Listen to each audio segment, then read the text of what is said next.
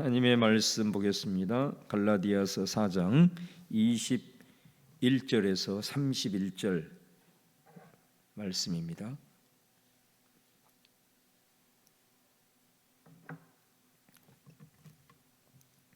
합독하겠습니다.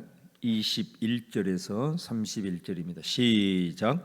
내게 말하랴 율법 아래에 있고자 하는 자들아 율법을 듣지 못하였느냐. 기록된 바 아브라함에게 두 아들이 있으니 하나는 여종에게서 하나는 자유 있는 여자에게서 낳았다 하였으며 여종에게서는 육체를 따라 낳고 자유 있는 여자에게서는 약속으로 말미암았느니라. 이것은 비유니 이 여자들은 두 언약이라. 하나는 시내 산으로부터 종을 낳을 자니 곧 하갈이라. 이 하갈은 아라비아에 있는 시내 산으로서 지금 있는 예루살렘과 같은 곳이니 그가 그 자녀들과 더불어 종노릇하고 오직 위에 있는 예루살렘은 자유자니 곧 우리 어머니라. 기록된 바 잉태하지 못한 자여 즐거워하라. 산고를 모르는 자여 소리질러 외치라. 이는 홀로 사는 자의 자녀가 남편 있는 자의 자녀보다 많음이라 하였으니 형제들아 너희는 이삭과 같이 약속의 자녀라. 그러나 그때 육체를 따라 난 자가 성령을 따라 난 자를 박해한 것 같이 이제도 그러하도다. 그러나 성경이 무엇을 말하느냐. 여종과 그 아들을 내쫓으라. 여종의 아들이 자유 있는 여자의 아들과 더불어 유업을 얻지 못하리라 하였느니라. 그런즉 형제들아 우리는 여종의 자녀가 아니요 자유 있는 여자의 자녀니라. 아멘. 갈라디아 교회에 사도 바울이 복음을 알지 못하는 그 땅 가운데 들어가서 예수 그리스도의 복음을 통하여 죄와 사망과 율법의 종노릇하고 있는 신음하고 있는 사람들에게 예수 그리스도의 복음을 통하여 그들에게 자유를 선포하고 하나님의 아들이 되고 또 자녀가 되어서 하나님의 나라를 유업으로 받을 수 있는 그런 귀한 복음을 선포하고 그들이 믿음으로 거듭나서 신앙생활을 잘 하고 있었는데 바울이 떠나서 또 개척사역을 하고 계속 다니는 가운데 또 바울과 다른 복음을 전하는 그런 거짓 교사들이 들어와서 바울의 복음을 뒤집고 또 복음을 변질시켜서 또 그들을 영적으로 타락시키는 그런 일들이 이제 발생을 함으로 많은 갈라디아 교인들이 성령으로 시작을 했다가 점점 육체로 맞춰지는 이런 안타까운 현실을 보고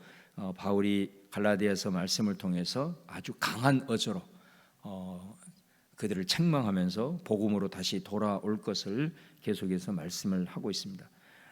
특별히 여기에서 바울이 전한 복음과 다른 것은 특별히 그 율법주의라고 합니다. 그래서 바울이 계속해서 지금 강조하고 있는 대조하고 있는 것이 뭐냐면 복음과 율법에 대한 대조를 하고 있죠. 그러면서 복음은 아브라함으로부터 시작한 그 약속으로 말미암았다라는 걸 특별히 강조하고 율법은 바로 오늘 말씀에도 나와 있는 대로 이제 약속이 아니라 육체를 따라 주어졌다라는 것을 강조합니다. 오늘 말씀 24절에 보면 특별히 그 두 언약에 대한 그 말씀이 나오는데요. 오늘 이 말씀에 보면은 구약에는 그 두 언약의 두 흐름이 있는 것을 볼 수가 있습니다. 그래서 사도 바울이 먼저 복음을 설명하면서 아브라함과 그 언약을 말씀을 하죠. 그러니까 아브라함과의 그 언약은 가만히 보면 일방적인 하나님의 은혜의 언약이라고 할 수 있습니다. 계약이라고 하는 것은 항상 두 당사자가 맺게 되는데 하나님과 아브라함이 계약을 맺습니다. 믿음으로 의롭게 인정을 해주시고 그것을 이제 계약하는 일을 발생하게 되는데 그 창세기 17장에 보면은 그 횃불 언약이라고 그래서 하나님과 아브라함 사이에 이제 언약식을 체결을 하는 장면이 나오죠. 짐승을 갈라서 이렇게 딱 벌려놓고 그 사이로 지나가는 겁니다. 그러니까 원래 계약이 뭐냐면 이 양 당사자가 언약을 준수를 아니하면은 이 짐승처럼 쪼개진다라는 일종의 저주 언약입니다. 이게 쪼개놓고 먼저 하나님의 임재를 상징하는 그 횃불이 그 사이로 확 지나갑니다. 그런데 그 다음에 아브라함이 지나가야 되는데 아브라함이 지나가지를 않습니다. 그러니까 이 언약은 뭐 말이냐면 의무사항이 하나님에게만 있다는 겁니다. 아브라함에게는 없는 것입니다. 그러니까 아브라함과 맺은 언약은 이처럼 하나님의 오직 은혜, 하나님께서 아브라함에게 지킬 의무만 있지 아브라함이 하나님에게 지킬 의무가 없는 전적인 은혜의 언약임을 알 수가 있어요. 또 하나의 그 언약의 흐름이 뭐가 있냐면 바로 시내산에서 이스라엘 백성들과 하나님과 맺은 언약이죠. 그 언약은 쌍무 계약입니다. 그래서 이 언약은 양쪽이 다 의무를 가지고 있는 계약이에요. 그러니까 하나님도 이스라엘에 대한 이 언약에 대한 의무 사항이 있고 하나님 노릇해 주는 거죠. 광야에서 지켜주시고 적으로부터 지켜주시고 하나님께서 보호해 주시는 그런. 그런데 이스라엘 백성들은 또 하나님께 잘 섬겨야 되는, 계명을 잘 준수해야 되는 그런 의무 사항이 있는 거예요. 그런데 양쪽에 어느 하나라도 이걸 어겨버리면 이게 언약이 깨지는 겁니다. 그런데 하나님 편에서는 신실하신 그분 자체이기 때문에 계약을 어길 리는 없다 이거예요. 그 반드시 이스라엘이 문제가 생기는 거예요. 결국 이스라엘이 언약을 실패함으로써 계속해서 힘들고 또 이방인에게 고통을 당하다가 선지자들을 보내서 언약 다시 준수해야 된다, 돌아와야 된다 얘기를 했음에도 불구하고 이들이 그 언약을 지키지 못함으로 결국 나라가 망하게 된, 언약이 깨져버린, 언약에 실패한 거예요.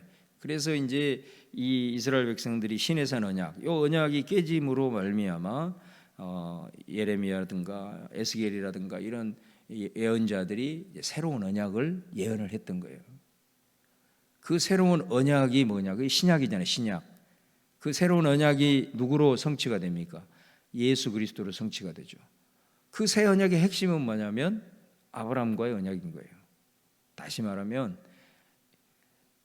이스라엘의 역사 속에서 시내산 언약으로 말미암아서 이스라엘이 실패한 거예요. 안 되는 거예요, 인간은.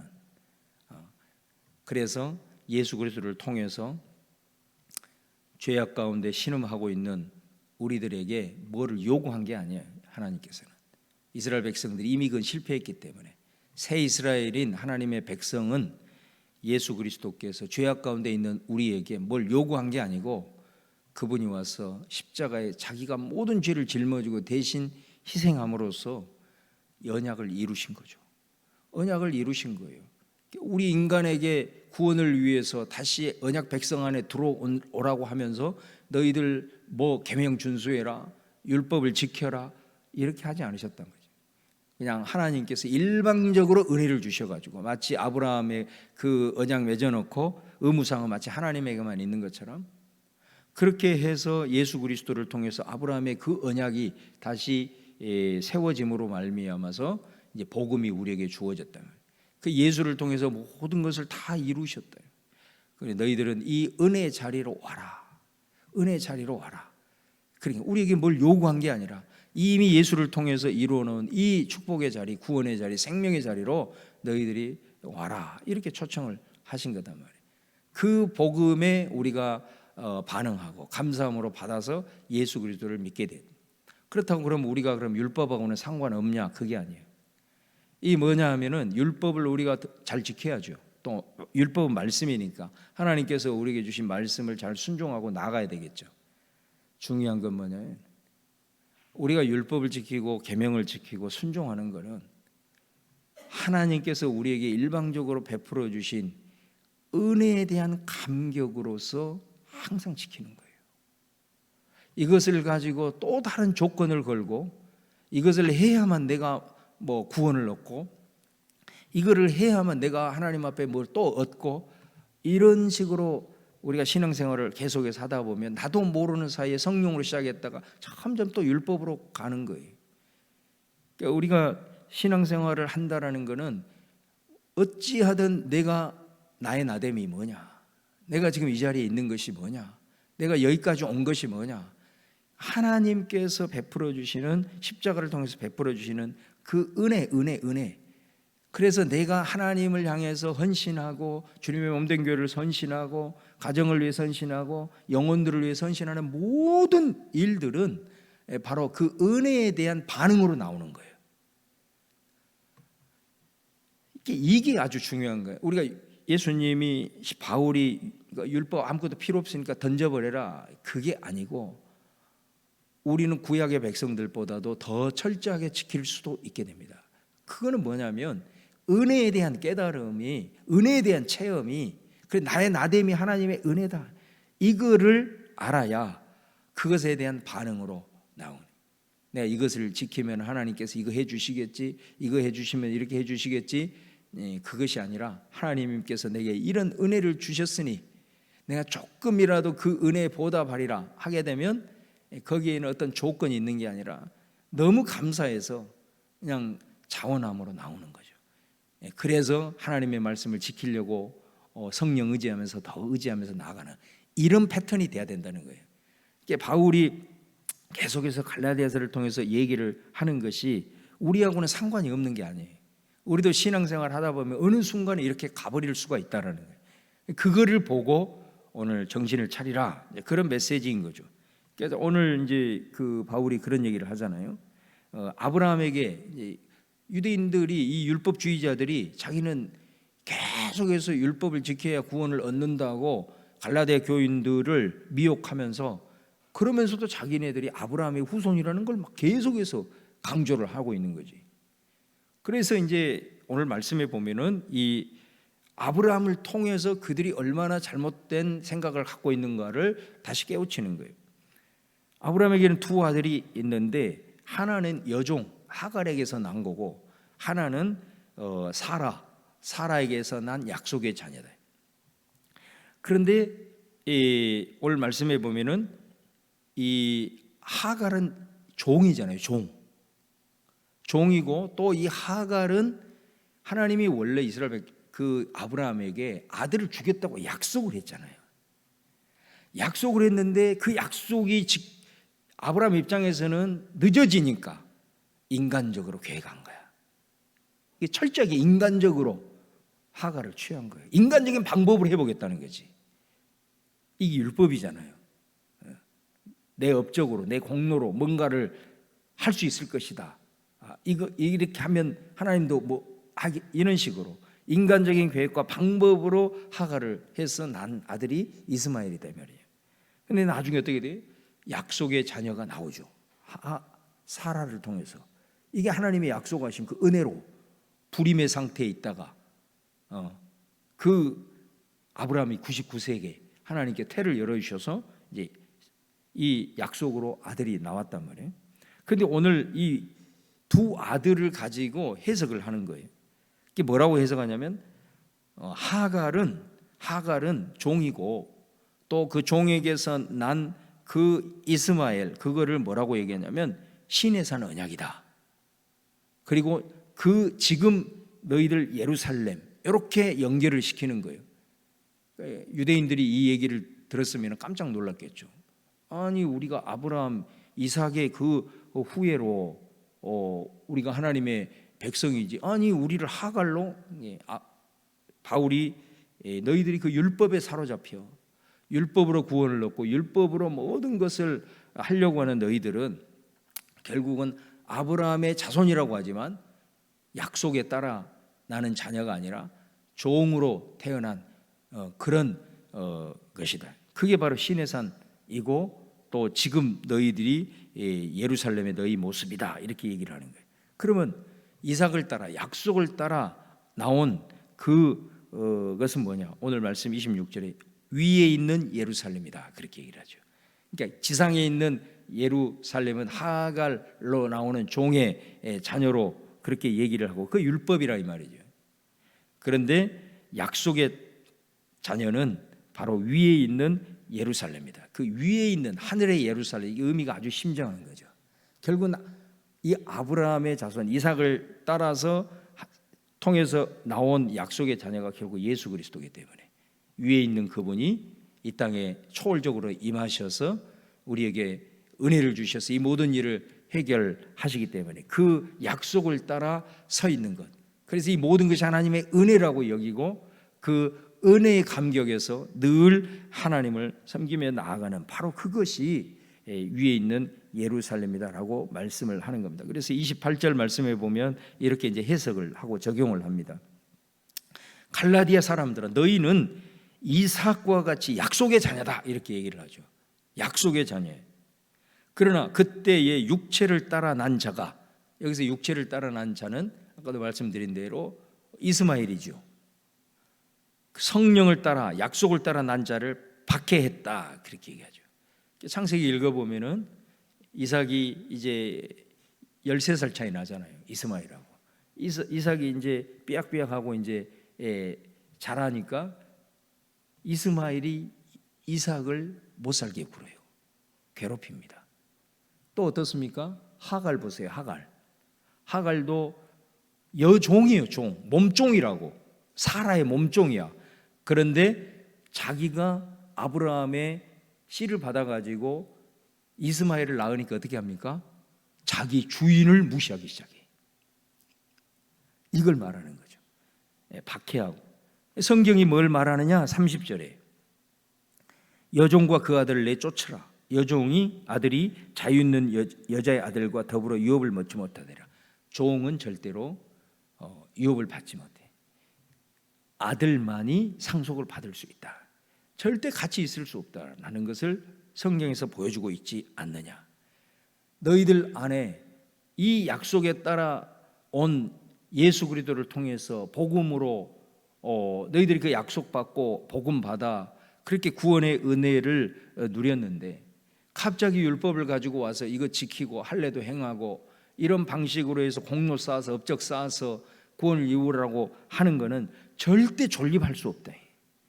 지금은 그것들이 오히려 자기네들이 무슨 선민의 자부심을 가지고 막 너희들에게 이거를 강요하고 이렇게 지금 하고 있지만은 아니다. 이게 절대로 같이 있을 수가 없다. 이렇게 되면 우리는 성령으로 시작했다가 육체로 마칠 수가 있다. 성경이 뭐 얘기하고 있느냐? 쫓아내지 않느냐? 하갈 쫓아내지 않느냐?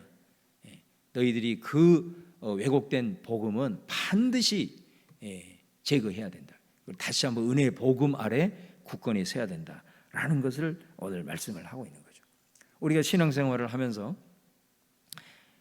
이런 복음으로 은혜 받아 이렇게 살아갈 때에 항상 우리 가운데 기억을 해야 됩니다. 내가 혹시 이렇게 신앙생활을 하다가 어느 순간에 되다 보면은 내 안에 이 하나님의 은혜가 어느 정도 충만해야 되는데 이렇게 식어지고 그 은혜에 대한 깨달음이 없어지고 또 이 은혜에 대한 이렇게 체험들이 점점 식어가다 보면 희한하게 나도 모르게 이 율법주의 성향으로 가게 됩니다. 그런 게 나오는 것이 뭐냐면은 사람들을 무시하는 거예요. 내가 신앙생활을 오래 이렇게 하면 할수록 내가 교회를 위해서 주님의 몸된 교회를 위해서 쌓아놓은 것이 점점 많으니까 그 업적이 어느 순간에는 내 공로가 돼버린 거예요. 그러다 보니까 사람들을 은연중에 무시를 해. 또 같이 이렇게 섬기면서 시기해. 경쟁의 상대로 봐. 그리고 자꾸 비난을 많이 해. 이거는 육체로 맞춰지는 거죠. 그것이 바로 율법주의입니다. 우리 안에. 우리하고 상관없는 게 아니라고. 우리는 씨앗 자체가 은혜로 복음의 씨앗으로 났기 때문에 그 은혜로 말미암는 그 열매가 나와야 되는데 어느 순간에는 그 이상한 열매들이 옆에서 우리 나오게 된다면 그때 어떻게 해야 되냐 여러분. 그것이 내 안에 느껴지잖아요. 내가 기도하고 신앙생활 하다 보면 내 입술을 통해서 또 내 행동을 통해서 그랬을 때는 위를 바라봐야 돼. 위에 있는 예루살렘. 그게 위에 있는 예루살렘이 위를 바라봐야 돼. 지금 내게는 하나님의 은혜가 필요하구나. 하나님의 은혜가 필요하구나. 은혜가 지금 마르고 있구나. 이걸 항상 생각을 하면서 다시 하나님께서 내게 주신 그 은혜가 얼마나 크고 귀해. 내가 그렇게 해서 여기까지 왔고 그 은혜가 아니면 내가 단 한순간도 살 수 없는 존재인데 내가 이럴 수는 없는 거지. 이런 식으로 다시 한번 우리가 복음으로 돌아와야 된다. 항상 우리가 그 은혜에 대한 감격이 내 안에 있고 이미 그 은혜는 우리에게 주어진 거잖아요. 그것을 항상 깨닫고 나아갈 때에 우리가 끝까지 겸손하게 또 우리가 끝까지 또 하나님의 마음을 품고 또 넉넉한 마음으로 주님의 백성들을 또 섬기고 함께 의탁하면서 또 말씀도 헌신하면서도 우리 안에 자원함을 잃어가지 아니하고 하나님 앞에 반응해 나갈 수가 있는 것이다라는 것을 우리가 꼭 기억을 하셔야 됩니다. 우리는 종이 아닙니다. 절대로 종이 아닙니다. 우리는 아들이고 딸입니다. 상속을 받을 수 있는 하나님의 이 은혜, 이거 내 공로로 된 것이 아니에요. 그러니까 항상 모든 것들이 내 안에 하나님께서 주시는 은혜로, 그것을 내가 빚진 자의 마음으로 갚는다. 그 빚을 갚는 사람이 그 채권자한테 큰 소리 칠 수 있습니까? 그럴 수 없는 거잖아요. 항상 그런 마음을 가지고 내가 주님 앞에 작은 것이라도 1만 달란트 받았는데 100대라도 내가 갚아야 되겠다. 그러게 되면 정말 내가 완벽하지는 않지만 또 형제를 한 번 더 사랑하게 되고 또 기다려주게 되고 용서하게 되고 또 그렇게 살아갈 수가 있는 거예요. 그런 마음 잃어버리지 않도록 오늘 시간 나아갈 수 있기를 바랍니다. 이제 오늘 이 4장 5장 이렇게 지나면 결국 우리가 어떻게 그 마음을 잃어버릴 수 있지 않는가? 그게 바로 성령이에요. 성령. 그 말씀을 이제 우리가 또 나누게 될 터인데, 여러분들이 오늘 이 말씀 꼭 기억하고, 사도 바울이 3장 이 말씀 시작하면서 성령으로 시작했다가 육체로 마치겠느냐? 절대로 그러면 안 된다. 그것을 우리가 기억하면서 저와 여러분들이 끝까지 위를 바라보는 그런 그 위에 있는 예루살렘으로, 자유자의 자녀로, 또 아들의 권세를 가지고 살아가는 우리 성도들 다 되어서 우리를 통해서 또 하나님의 큰 영광을 드러내는 참된 믿음의 성도들 다 되시기를 주님의 이름으로 축원합니다. 기도하겠습니다. 오늘 또 주신 말씀 생각하면서, 주님, 나는 은혜의 자녀고 내게는 의무가 없이 하나님 모든 것을 다 이루시고, 그러므로 인해서 내가 여기 서 있고 또 내가 앞으로 살아갈 수 있음을 믿습니다. 은혜가 식지 않도록 도우시고 은혜가 충만하게 도우셔서 은혜가 흘러가게 도와 주시기를 바랍니다. 나를 통해서 은혜의 물줄기가 성민교회 구석구석 우리가 닿는 곳곳마다 내 입술과 행동이 은혜를 말할 수 있도록 도와주시기를 바랍니다. 율법처럼 정죄하고 판단하고 부정적으로 비난하고 책망하는 그런 모습들이 아니기를 바라면서, 오늘 또 은혜로 나를 채워주시고 깨닫는 은혜로 역사하여 주옵소서. 위에 있는 예루살렘으로 자유자로 살게 하옵소서. 주여 한번 부르고 통성으로 기도합니다. 주여, 하나님 아버지 감사합니다. 오늘도 저희들께 불러주시고 인도하여 주심을 감사합니다. 아버지 하나님이여, 말씀을 통해서 우리 아버지 하나님 심령을 비춰보게 하시고 우리 안에 있는 어둠들을 빛으로 드러내고 아버지 앞에 나아갑니다. 아버지 붙들어 주시고 인도하여 주옵소서. 성령으로 시작했다가 육체로 마치겠느냐? 하나님, 우리는 위에 있는 예루살렘입니다. 우리는 종이 아닙니다. 아버지 하나님께서 베풀어 주신 은혜로 내가 서 있습니다. 우리는 평생 갚아도 다 갚을 수 없는 십자가의 은혜 빚진 자입니다. 빚을 갚는다는 겸비한 마음을 끝까지 잃지 않게 도와주, 성령이 우리를 도와주시고 우리들의 마음을 움직여 주시고, 그 아버지 하나님이여 따라서 내가 아버지 하나님 주님 섬기며 주님이 세상을 섬기며 교회를 섬기며 가정을 섬기며 살아갈 수 있도록 인도하여 주시기를 바랍니다. 끝까지 마음 잃지 않고 하나님 살아갈 수 있도록 도우시며, 순간순간 찾아오는 율법과 죄악과 이 어둠의 사망과 이 마귀 사탄의 권세가 우리들이 이 복음의 메시지를 자꾸자꾸 뒤집어 풀려고 미혹하고 있는 이때에 우리로 하여금 아버지의 마음 품게 하시고 아버지의 말씀으로 우리를 충만하게 채워주셔서 말씀으로 승리하게 하시고 믿음으로 승리하게 하여 주시옵소서. 할렐루야. 오늘도 아버지는 엎드리오니 기도하는 백성들을 다 안수하여 주시고 안철하여 주시고, 아버지 하나님이여, 우리들이 다시 한번 눈을 열어 위를 바라보게 하여 주옵소서. 오 주님 믿습니다. 아버지 역사하여 주십소서.